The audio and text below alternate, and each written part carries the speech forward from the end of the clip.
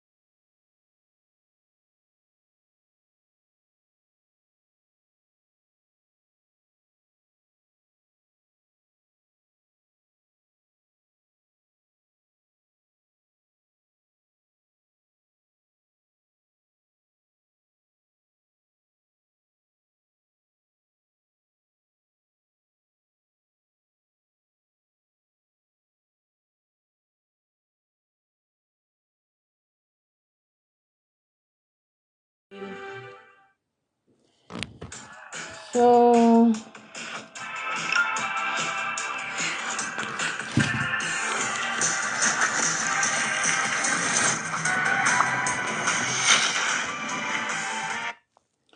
igwalo lawo ba bi ba ngada ka ba talpon ba ku gak go chawar che energa che welcome india le ne din bianga gwi Odan tele magwa mititin law ti dial chika knock down tana ka bad mood tele magwa so en bataka behind news law en busy ajay ke morning ga sick bawo bane ga war tere ga tanga kona law telo time mete ga na dweli mi kiraro le jek time tot bile te change day of nukutin take jishan so tele mite ga mi tuok jodu mi dong chiwo biele beje ke jok cha thu ke lat en yena wen che ben ke matot mi shiro lat ke media ngwa mo ke nyiri dog ke mama mol dial ke nyiri tin kong ti chila raitin so message me nanen kwala lat law we ke nyiri dog ke community dog ka ta nanen chirwai che kwarin kon dial tin chirwai la kwar dog che message en cha ben jek chaling pa yam ni dan wel bakel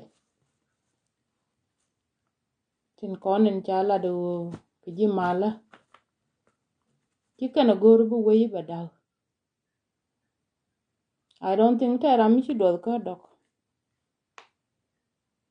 ka dong de ka ne tin konin na tin gu tin la ji ai go tin te tin la de ni shun sharp tin kule bom wei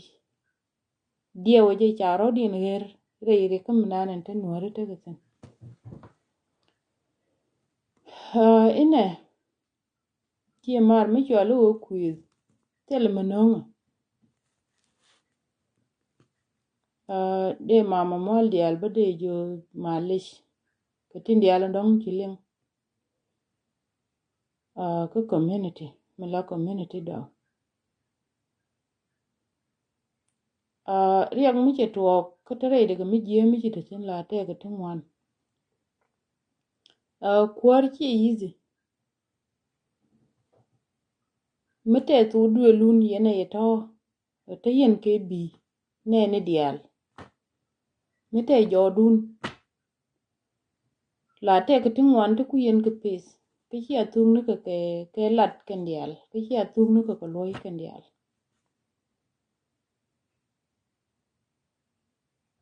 ana chara ko riak dan medane tuoga tuo ngai kon lo de dane tuo ke je man lia ilu ko kon man mi chere ken tem ngai kon chana tare ane kuch ko wo jang logo no ring machar logo nuori ngai kon tele nuor mo gore wo de won nyal re kuma kono mo e bite ke kwar mi dong dare jek ke gwante tin ngai kon chi kon kuch baring machar e kwar ka so Sudan mala kwar mala bai president ngai kon me che ben tuo ko wo cha nuor bana cha gai wo cha ben pom ka lia e no nuor ko jube ka ta ka lizo manen tem tele mi tuok mi cha jera de ni liwen ne yo so Sudan kana me ne ka cha lia che je wala ne me lo community mi cha lo community do rade dien mi kuye ngi cha lo be nya kola ni kon an man nya sibin men yar ka dok lera ka wulu kampilen mi chang de bol tin ngetit mi chang ja yan te me de jal re do nan te ram de ngan ngetit dong dara wa kuye wo gwan de gulo dong yan de ngan ngetit de chu re lera man chang de ngetit de jal ngan ka ra de te ram guro kon mi chane we lana duor gwanu wo cha lar ka bible to, lade ibi to ko be jilo nyalor Teme yo mete ka michi tuo ka community thong mi. Ne iti dial ti tin chialu nuori dial. Yung ka Jordan ka wo. Ka ne iti supporter. Wudu mi chialu riyo machar ka aigo. Ti dial kwa rodin wen kan dial te. Kuara na nga. Kuara na riyo machar. Kala ramada dian. Chang mete ka paani ti dial te. Paani dial to la waka wajien. Ke min cha wo pe the kana re yin tango mi chi go wote ke disagreement ke ti lad na ne let ke brande pek be yen ke baro pom du ne mo poma ken dial tuk de ne ke le ken dial ke ji ai go ken dial amani kit gwang me na ne kit gwang ponde me we wo kairar kama gane we wo kairar ke disagreement ke tong mi ana amani mi chere ke ente me ne idin kono tin te ke tin kama ne ken ba ngot ke stel ka kan ji ai go tin kel ko kit gwang ai go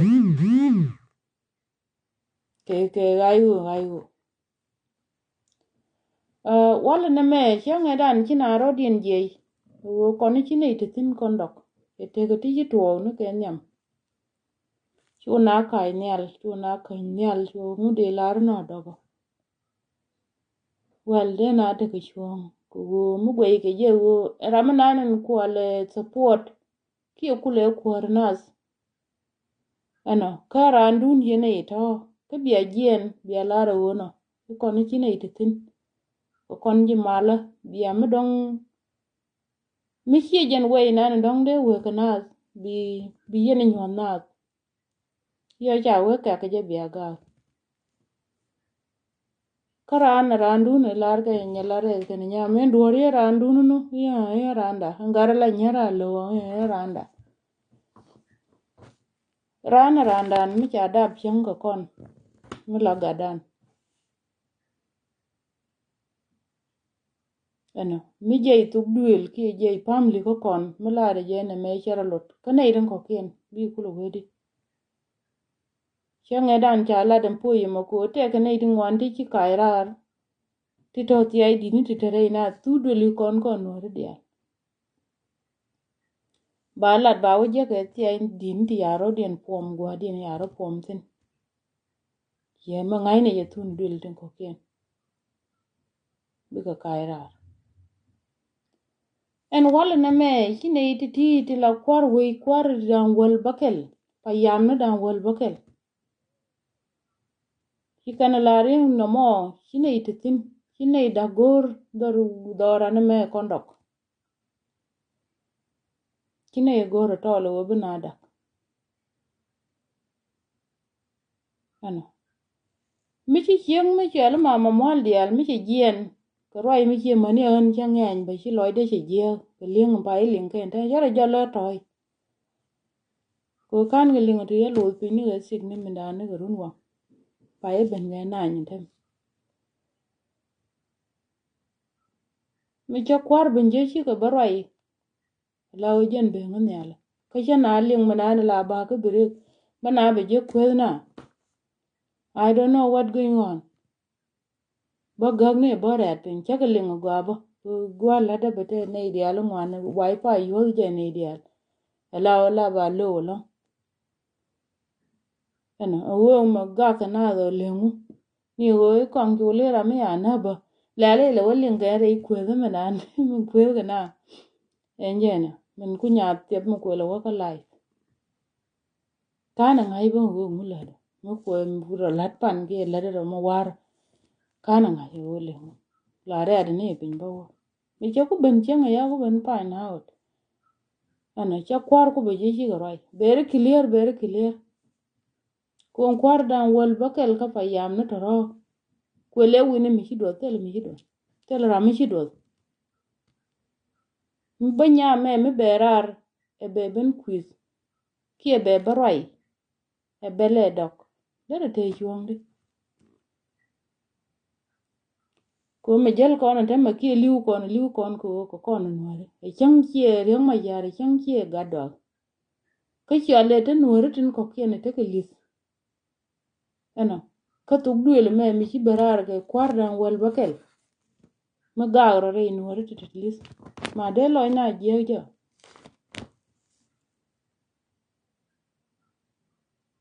de loy na je ko kan nuore ti gwei ke ti dong de nuore te ko kiene titin te lisba de ko lo kan mi te lo nan go ete ke kir mi din mi te tin mi cha long ko de ger ka de jes de ngu bod nan la jal la gwei mo ko dong te li wei mi de ben kana mi de ben kana ku yide na ba lok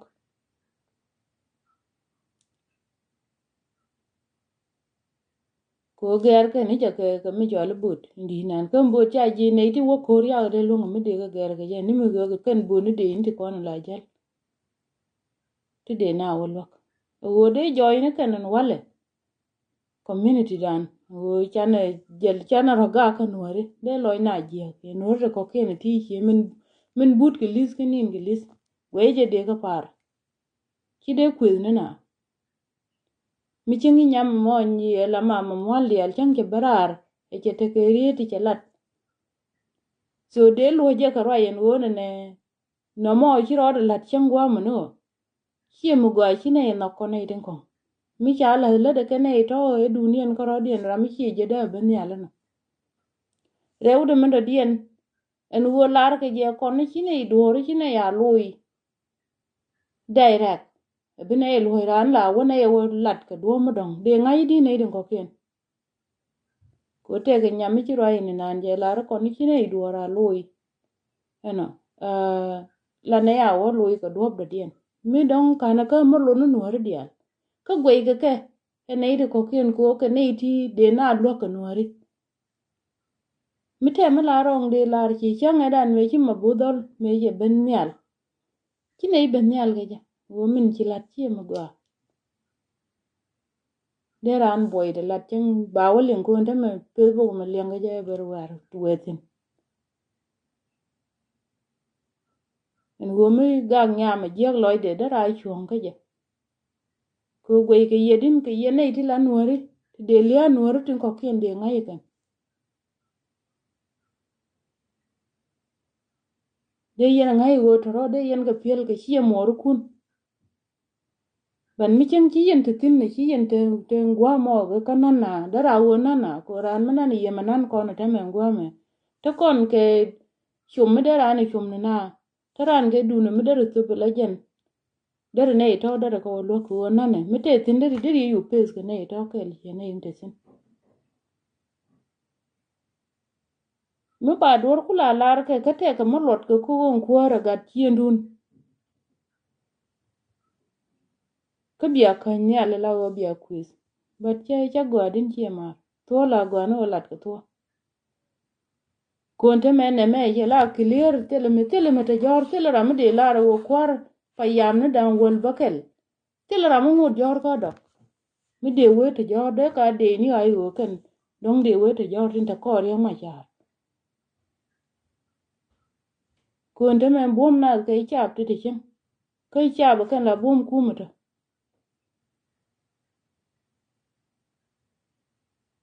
mi chi chap chi ken ko la re ni en ji ai wo de ko woni gwande witin de gwa nyuri je woni ken re do gwa mo ani te gwa de nyutin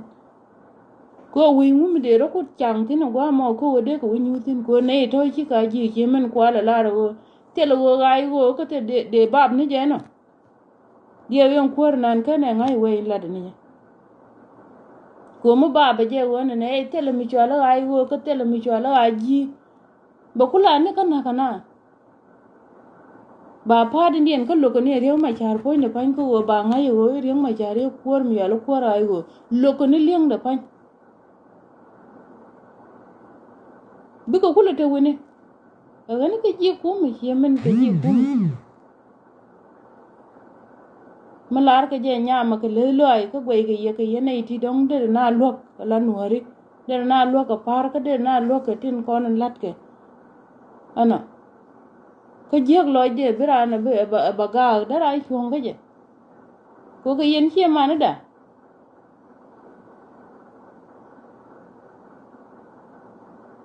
ko mi chang lat ke duoro ta mi cha ko lat na na ram ke lo wona ne i cha wona ne ko ni chine la mi la o mi te kara ma dar chi mi ni wona ne dar mi lo no o mi di chi jen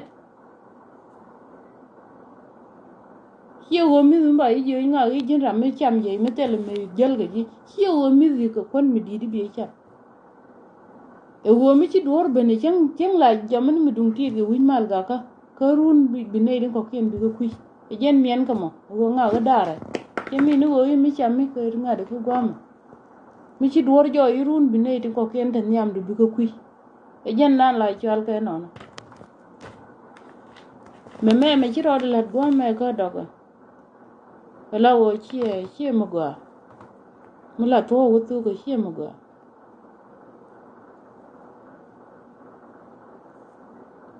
chi mo gwa ko rai ku e che gwa jega wo bi ne din di bi ko ku e che gat che ro che let duna ni wo piezan chi piez kana ko location ni ti na tin e different en wo brana bi ko la bu mete te tan gandi cha piez ti chang ni wo di ran ko bu mete pe chi jenen ba men de luz ni kon wo mu ko na chi jen de luz ni kon ran ro gi ga men la di ka lebdo kera go wo jin wudu mala chi ngani chi du ko doini chi jen da lingi de dab ni ni chi ngabe yema la bile kera gad ba ma doyi je la ma tot bi kan bi yoda kan bi doyi la bile che le la kar tin mi che kana ma chi jen de na ro ke ja mi che kana ma bat ke to ko wona ka to min chi ro de lat ko de ching chi ma gwa de bele nei de ko ken de nuor de ko ken de ka bel ana ka ken yene de ko la community do ken yene de ko de berar de yene de ko kula te lizen teme ti la chi ma no kun ti la nuori ana ti te liz ke jang ka ken yene de ko de yen loy den de yene ben yan pe ni yen de yen ke jo chi mar chi mar sorry la o cha ko ne ti ha chi ka ne de ko ken te we cha ne nga cha te mo de den tem ana no ma dong chi me lo ne ideal e chang le lo ne ideal ko on kwara reality kwa dan wol bakel tele ra mo tele ra me de la ro pa yam me ngode ja jor tele dong ka ken ji ayu ko ro den ken chi do to ti chi do ko ku me riang ma char mi cho la ayu ko ken ji ayu ko ro den ana ka ye choro ko da lo din ko duor ta to lu biya ko lo di ka ye ka gada ga ting mi adab dorun chang eda ne lat ke je wuru mi chwali ma bor dol e wona ne yene ne biya jien yen ji ga wo biya wona ka dok biya wo chine ye gore lo ko gwa me biya wona ka dok chi wo ya re ma cha adab tin ani wo ja re ma cha adab tin te me de lo run ko kin lo nang nen tong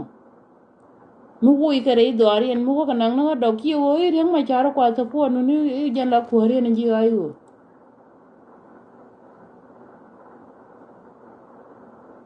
agana ko kon mi cha udor mi cha lat chona kai ni nyal ko bane chu kwiz bane na ku bane ri ko ken mi to loy dien ko mi la na wo ben nyal ko wono mo chine te tin biara ko lo ga tin wo chi jen ye mi liu na ande mi panye ko biara ga gurun ba de lo nyen te ko ken dara to de lo nya dara to ko na de listen tem mi kwela gwa en dokoro ade gwa ka jek tang community inte ko ken ka jeng nuore te ko ken liuke ne yen pili ngande ko lo fiel ke ye de yen fiel de mi kwe gwa ndokoro ade gwa nan dar gwa nan koro ade nyong tin ku mi jeke lew tin ke jikan ke ngane ke ku mi liuke yen koro du ne chek yen dokoro mi go yen ngude yen lel koro du chang edan de dol mi chiro ai gwa ma ka ngade ka mi cha la kan ba ngot gok che roi ko be wona ne che do la ko be che la ran ne ko na cha lo ti de la ko be rar tong mi la wes kane ji lang ken ti cha ka da cha ti ken wang cha na na che la ro wona ne kon ji ko be go me mi cha ne je bu ji la o le de na pa la ka ben de na mal ka de na lo ro ka mal ko na kai ka je na cha ji mu ku lo ti la lo ti kana je ko be te rarti mu ku ko le liu ko le tengu ko mu bane je kon ji ko be is ko be wi ki er mu bane ko lo te ke je ka chi lo no ko ki ne chi ke liu bane lo te gidi mu bane mal ban tan ka lo liu e jen wo chi mo ro ku ne ko ki mi liu ko ma jin be bi pe le wona me ba ko lo do ni ko chen ko gwa ba re da wuni mi ta ma kuna ko gwa ku ye kwa ye pala ka ne de chana de mer woro ngin ko no re de ala ti e bana wo ko do go ba ko no nan ko de al tele cha ko de na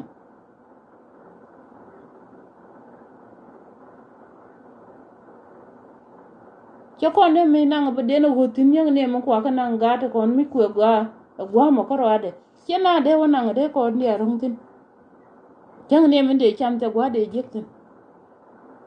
chang ne hok to lat ken ga ko bi le bi ne nyu la de ga cham de ga to nuor ko yi ma dial mi chi wo nguni ngene ko kono mala na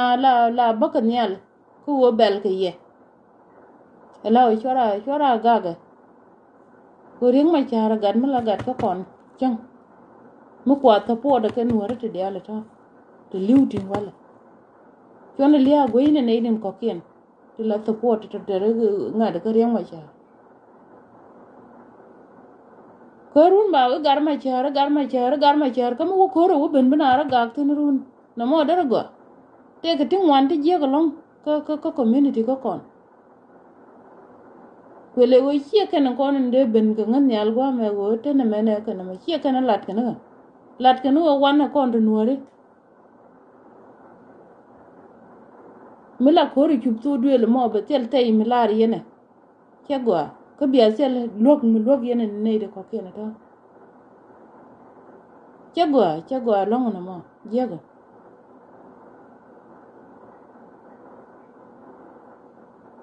kunta mi tera mi bala we te kor mu ngotin tele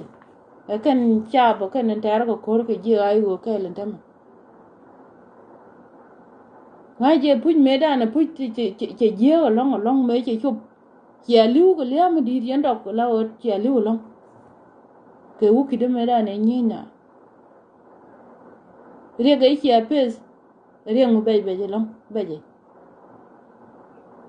ko wo wa ke che man re ma char me che chup tin pujun kume che lat me che lat ko wo ke che man re ma char ro che lat de le de che lat ke mi jen ci kulo dwal ke ye ke na de long no mo na mo mi roi ke ne din kon dial on kwaran dial kon kula yun mi ta gar ma char mi te ra gar ma char gar nya go nya ngu ngu la won te mi bili ya de chu bon wale ye men loke go de na ke na jiu jen liu ke na da wale tan go na ka gat mu kwara la wer tin yen community mi jwalo community do ke liu kan kwartin kule kwar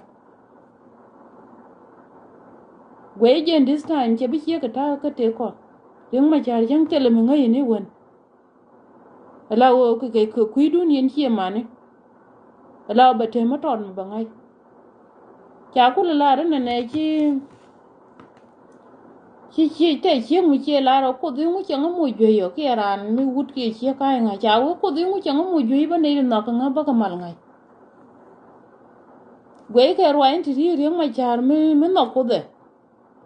mi no ko nyale ko tele dwar mi che lat ke yo gor bi na na ko ne jere ga me ke te de wur mi che tal fakir ma ne me che pere ka men tem mi no ko nyale ke no ko nuara ke bi liu be bara be lunyre idun pan yen dok ti ya dab ti dab riang ma cha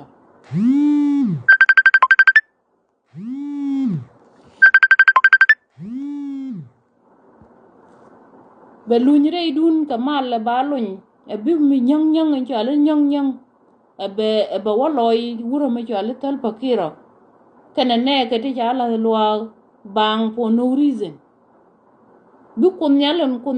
ku chunga de min che e goro bi gad so the to bi ke liu be ja ka be lunyrar e be ka bin je ken documentary inte dia de ti te ya rodin la jode ti ke ye kon community do min no kun nyale mo min no je en no je pa ni no je reng ma jar be lunyrar ne ka ponja pa ba lunya bu kun nyale ba wo reide be ka bin je ka ti te ya rodin la ka community do de ko cha bu no ko wo jale ite re na mi chiriek de ye me chiriek de benen teme ateme ni cha ba kan la bom do kan cha ba kan la bom ko kumuto mu ku le kan che ma na pan en tin cha lia de cha ye ngaj bara ku le ba ger bara ma ne din ko kwa la lwa na mo gwe je gar ma cha be te ko ton mi be chen re te ko de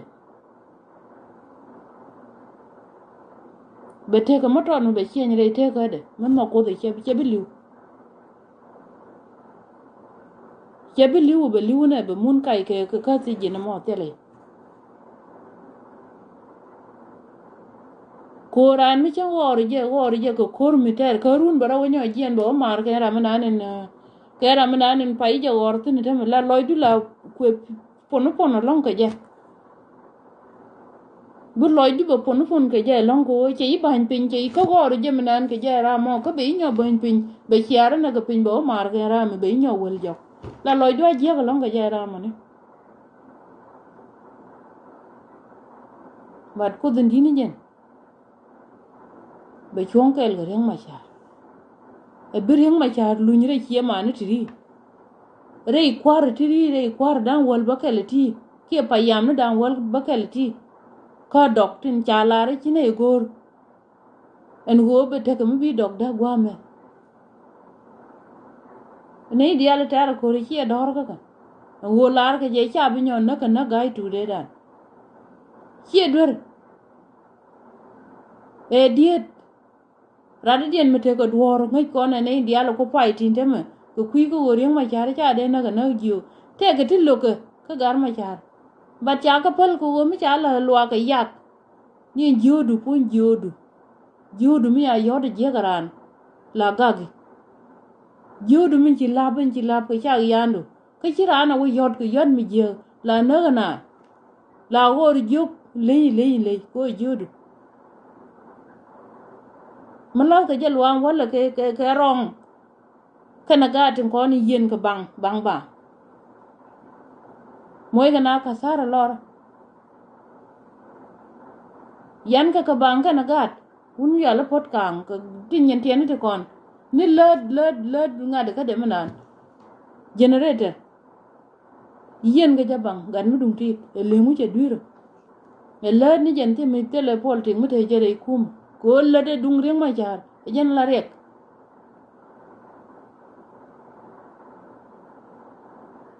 na mo reng ma jar go je kun nyal ga ne pin be dil te kel ga je e be berara be lundi duni ndo ko te gwambo tin gola cha da ben chang mo cha be lar te gwabo tin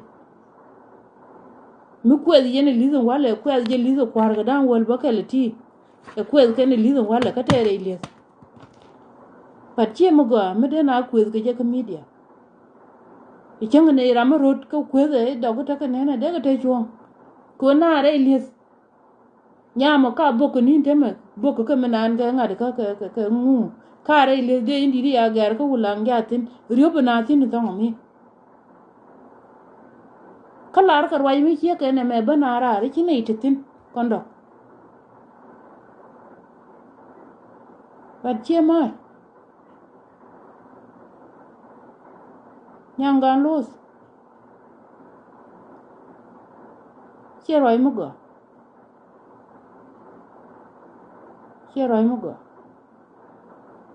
chon rodan jaka bana kwere inori bana la ne ti kwe ku ba gu ye kwe ke long pe inora chagwa lia me lia nuora ke lo no mi chala nuora e chang mo ku kana la don ta men jang mu chu da re di ne ta me e nyaw ro de chu tin ta me tele mo ga ma dar la chang mo ke ne ta ki ta yen ka mal ke jamo ala mi chu da re du ne ta me ku e ji na ku te motor da re nyaw ka ger tin de che ger ku me da re nyaw ka ger yen ta me de lia de boy pa tele ra me lo tele ra me la re ne ra me iranda mình nói cái món thế mà lâu cái này ngài được cái chạp đó cái nhiều đi chia ní kiện thế mà nhà lên là cái lâu nó nhiều quá mới chua lâu chứ nuôi mới bị giỏi nè thế này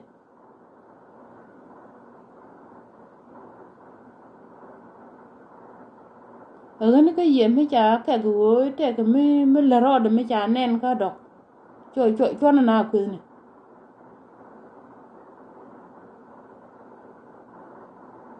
Ata mate ne ka kana ti mother ti don't chika care they don't care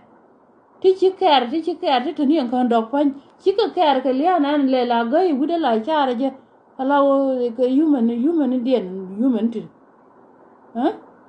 chiran ku ya pele tele loiran pele ngako wo men nuar ti liu tele loiran pele ala le ni nyen ka ala tele ti che ku cha care tin na mo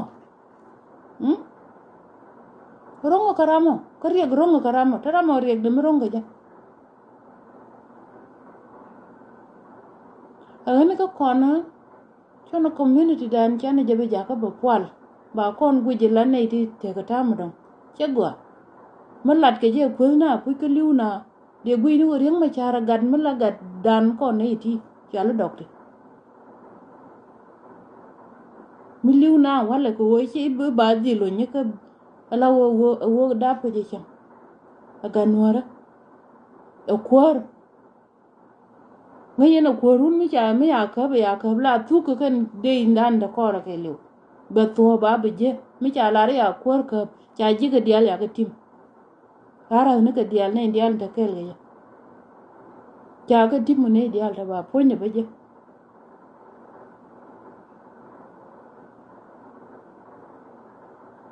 so gani o cha wo re pen sa kel gani ko kon mama mol dial ma lech change te ke ri ti hi jek biloy du bi pan pen e jin man gandial la cholo ri chodu na la cholo rodu e chon magwa e jin man gan so gani mi te ke ri ti receive ka community ka nyire dol ma lech de loy du les ko malat ka roy mani an luñ ga ngarar ni kolmo e je roy cha la de e kwardan wol bakelti kwar pa yam ni dan wol bakelti tin men cha la de je luñ ga ngarar ko la le ngani ta na ne roy ka na ga ngade kan tara ngai wo le mun kwal mo ku ku ga na do le mu ci to pai ben je dem cha ga leng na kan dial roy na ne ci roy ga ya leng na kan dial te la mi ci do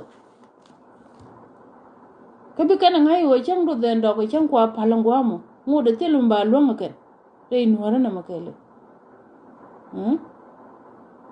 kani wo ri ma jara gan mi ya da ba hiya de ko lis no mo de ko ga je nuara de ko je mala na ban ya lo de mala na ban ya ko gan mala ga do run ko bina ga yurun bi do ko kanrar ke we mi de dien ma chagwa je ga nuori chi ka to completely tela o mi chala nuor mi tisin kina liu enti kon ngwal cha nyor ko no ko iken enti kon kina liu kina to bad jen wori ang mi che ben ga tela mala le liena ka gwe je reng ma char baro moy loj mi wega be jegen ti dial ti chara la jode ti metelwa lia liu ga lwa lia ma bebe ngwan lia nja yina mi cha ji bar ga ma chi ne ri liu kwa ko ron te mo ga ne jen ba na mentally do gu liu ga char ko ga no ra liu ni ga no ra ka liu ra ri ano ka ja re tong mi be liu ga char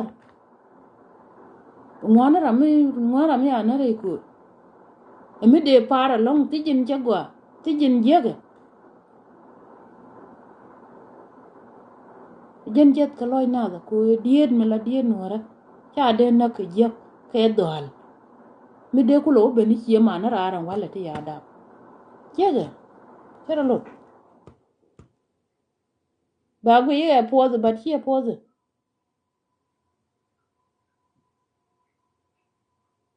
so gani odan cha wore jen nan be ka nganyal jiyogo ni community en woni ne mi teka mi chi ben yal kan wore te kokien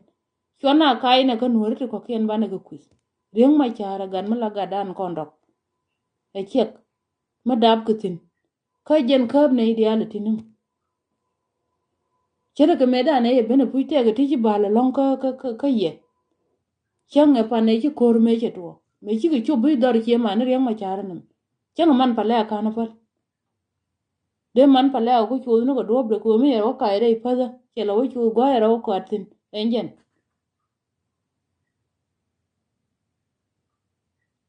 mi jen kula dwal ka kula rai ka kan kwara ti top ko riya ke jamo rei lwa ga jen riya ke di de da ne chi to kana kula ngai ke ni chi kana goro go bi kana bi ka liya nyok ya ga liya da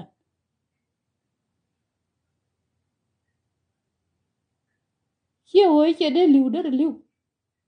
kama liu na ideal ba da kwar ka ramdi korun chero apare liya bang yudune yemo gyo ka waya ma tara kor wo ka liu chi ga lunjaw bad jen kwar jeg liya de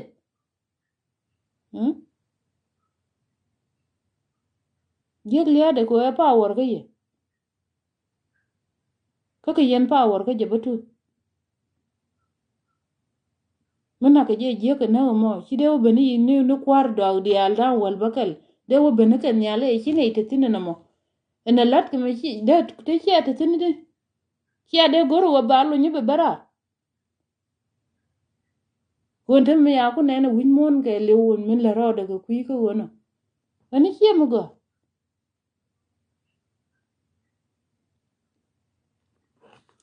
so ala wo enje na mo gani kon nuore te ko kien min tin jin tin pal no loy dan pe atel mi dodien mi de kon le ro nyoko ben yal ge e do ku wo ke we na nun gu ken ku ali adun bo ku rudu le yen ko dola jeng no go men ken ye ma ken ye ngai go men le ro de go di mi chi tar ko dore chi ngai mara mi chi ngai ra mo tel mi goro ko nga che goro ba ngalo gre re ga da la yu apale je bo bi wudu bi ritin bi chu bi gwe ni we du mi na ne bu we ke ji ke te mbi te ke ji yen nuore tin ko kien tin tara kor kana ka gad kenan wale mi chi dogro re la ko wo chi ko go ko ku mu tong mi aka ku go re do are nguni mi dong bi nyang an dong bu kun nuora be yele chwod ko dup tin chwod ne ye ki dong da le teme de to go de ko lo jaw bo chi ko na ngi dong da le chwong ba le ya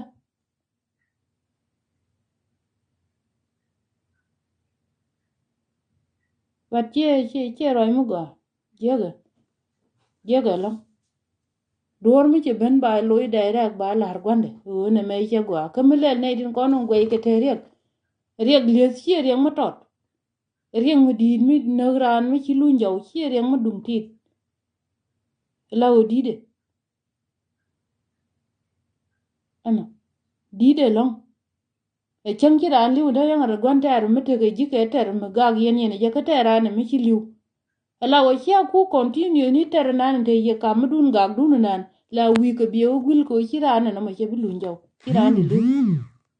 bi wo la o bi wo ke je ba chang te mi lo ge ji che bu jo ni ji min chan ga ngu chi bin gul ge riek de mo no la ngu da ko ku nyur bo ma ni jen ma mi lo la jen la o be yu pal ba ko mi chi gul re re ka de na mo ano bi loy de ba betes ko chi gul lakin mu kwet kana ka liu na che gwa jega chero lo rew de dien chana to pye kon ma dore ran mi che te mi che lat ba gor ba la gwen gwa ba pal gwa tor mo ano ba pal gwa dum ti de mo ne mi lo no we chi loy de le ki lo no we te mi lo de sin ba la pal je bo ana an kana ngai go nin kwel gana wo dong dara ro ya la de neit ni ma neiti che ro mu go jega ka liuna ka ga ka wono ya che ro mu go kwele wo ba ngai ni wo ndok ki ka neiti ki ka tel ngada ka ji ai go koro ka ken ko no ba ngai wo ka neiti te kel ke nuar te ko ba dung pe mi chap la chap dog chi ko pa chi bu ben go kwar ken te gwa bi wote chane ku to ngai ba de jen go choro run le bo dar ye ne ko ken ye nuar te ko ken o bi lo ku na ga media je go ko ya wo ro de le ka tu wo ye ru di ne je ma ne chi nyang nyang le ben be ye le lo ka wo ye be le lo ye so jen nan dong be ngana mo me cher wai ko kwar ti me che len ki loide che je lo ku je ri mo char ram kel me la chang je la wo cher mu kiel ge je lo gan mi adap chang cher ma ram go along ko ke mi chi rek de bena wala chi rek de bena te ka jel ka de chi ma ni tri dan wal ba kel ti kwar ni kwele ti dong dere ku me lat ke ka kwalo wor liare lo wala pat chegwa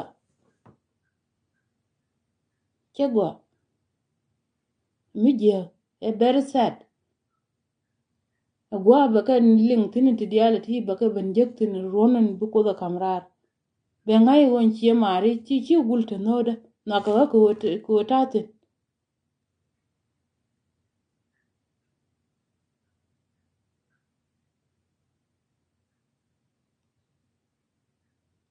so gani che gwa long bu ko mala yene diala chi ben bu ko mala be ye pos cha wa ya ta kel de 21 ba toy so ejen nan be ka ngana ma en duor chero la no worun but kana nen ana ka kana ngai wo mu ko ga na ga media so che jeng ne ma mwal dial ga nya tiep nga la tena ko da man dirin jang ne jen wo gula roi ne ni tri ne cha chi ro de lat kana ngai en jen ba chi roi mu go roi ya lat ma re ma cha ya wor lia already pala wo lia no ro ko ken cha wor lia ko ga dia ya to ba lat so gani che gwa long la wo chi lo ete go che yen dial nen gani kun mala je poskon jen chioda chala robe nya kola ne kon man nya sibin wen yar so ramu kwingo ka yen nyir dog ta go ta go gwa mene ngai ngata na re ko ken enjena so mu kuye jen chioda no mo chala robe nya kola ne kon wen chien wen yarun ka dok ka wulu ka pelen ena so enjena mo so ni kun mala je puskon ramu bile benyal ke wote melada mo je bulu ngelain ana telum be lo ngelain ko chien ran de bede la to bena message so agani chanje na mo mi menteni jentin mite ramu chi do lat ka gwe je lel la no nge dere bia ga bia je nga no le dum chie mo ga enjena chegwa jega binayin ko kien bloy dien kai ba ngai dong tang kuni chi gitetin mu ba kula gere je mu ba gere men chiro lat ba che gwa jega so wani kun mala je podie thank you bye